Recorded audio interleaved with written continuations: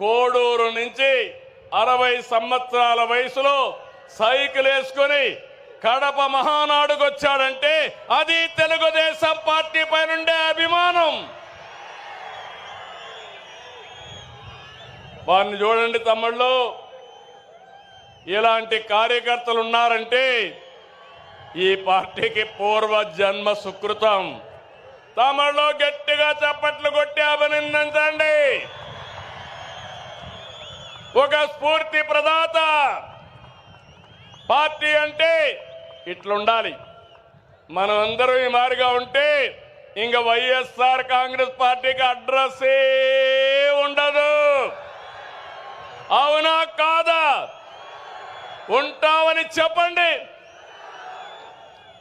అలాంటి కార్యక్రమాలతో ఈరోజు ముందుకు పోతున్నాం. నెల